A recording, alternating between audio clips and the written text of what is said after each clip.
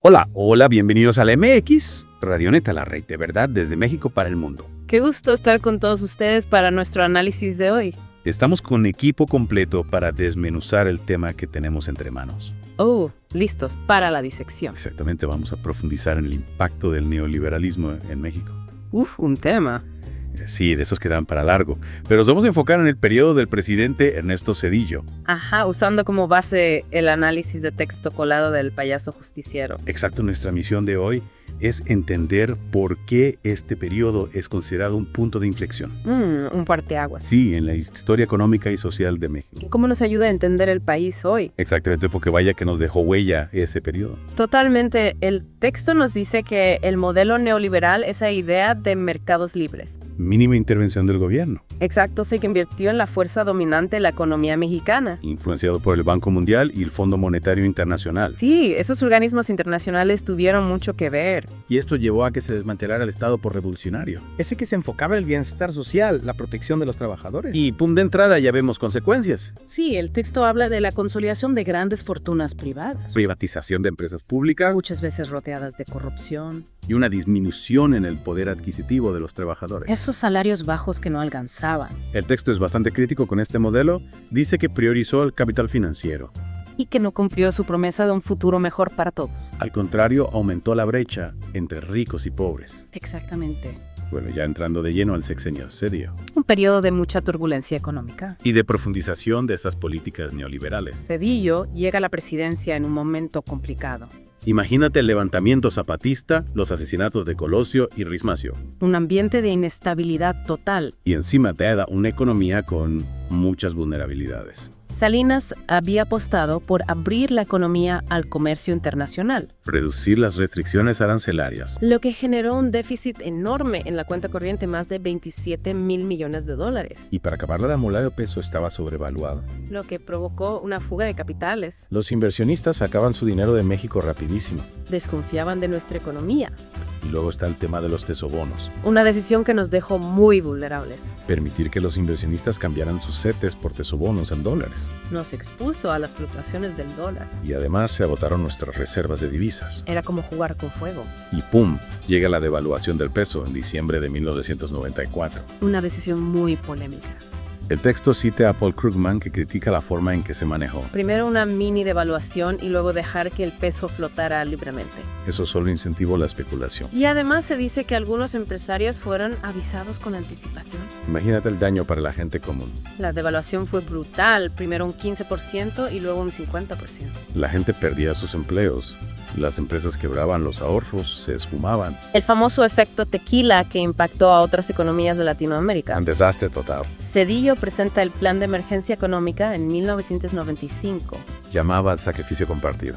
Pero ¿quién terminó sacrificándose más? Esa es la pregunta clave. México tuvo que recurrir a un rescate financiero internacional. Más de 50,000 millones de dólares con el apoyo de Estados Unidos.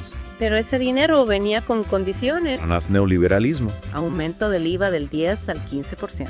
Incremento en las tarifas de servicios públicos. Control de salarios por debajo de la inflación. Más golpes al bolsillo de la gente. Y a pesar del rescate, la economía seguía inestable. Las tasas de interés altísimas. La inflación descontrolada llegó a un 55%. Una catástrofe social. La gente ya no podía comprar lo básico, perdían sus casas, sus autos. Miles de empresas cerraron, millones de empleos perdidos. La desigualdad se disparó. Un panorama desolador. Y luego viene el FOBAPROA. Un tema que sigue dando de qué hablar. La banca estaba al borde del colapso por la cartera vencida. Préstamos que la gente ya no podía pagar.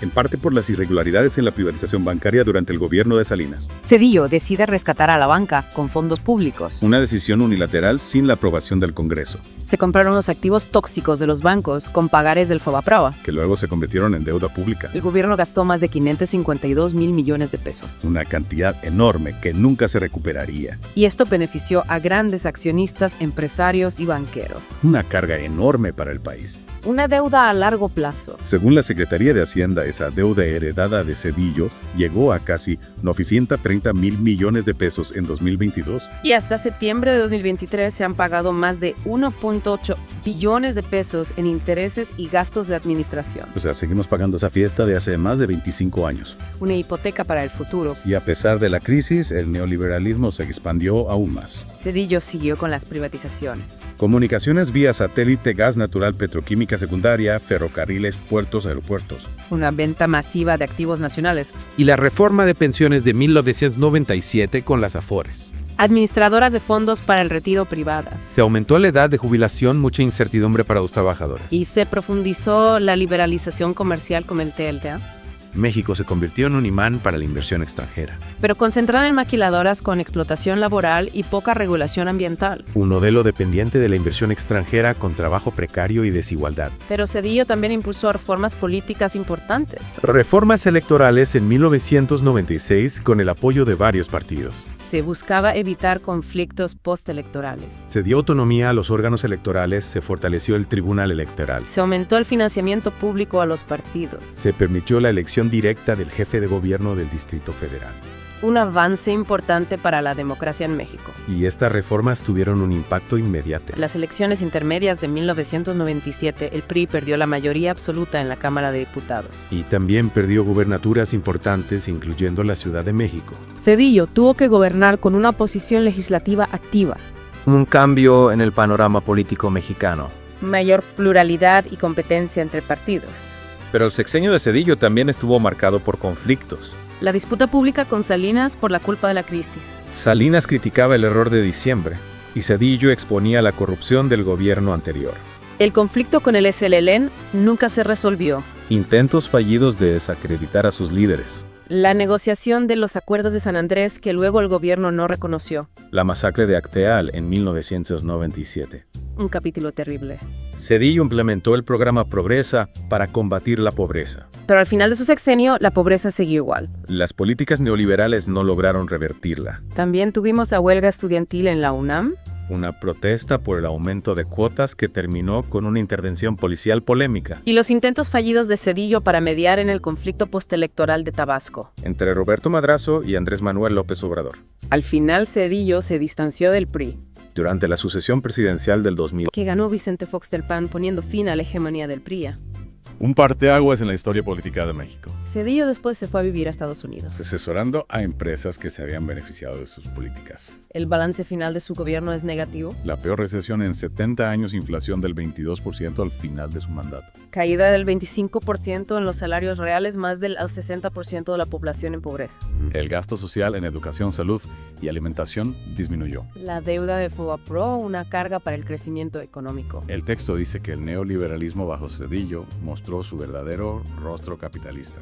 Sin intentar justificar sus supuestos beneficios sociales. Aunque Zedillo siempre defendió sus acciones, diciendo que eran necesarias para la emergencia. Y que estaba comprometido con la lucha contra la pobreza. Bueno, este análisis nos ha mostrado cómo las políticas neoliberales bajo Zedillo tuvieron consecuencias muy profundas para México. Vimos la crisis del 94, el FOBAPROA, las privatizaciones, la liberalización comercial. El aumento de la deuda pública, la agitación social, las transiciones políticas. Un periodo que marcó un antes y un después en la historia reciente de México. Y la pregunta que te dejamos es, ¿qué nos dice todo esto sobre las promesas y realidades del neoliberalismo?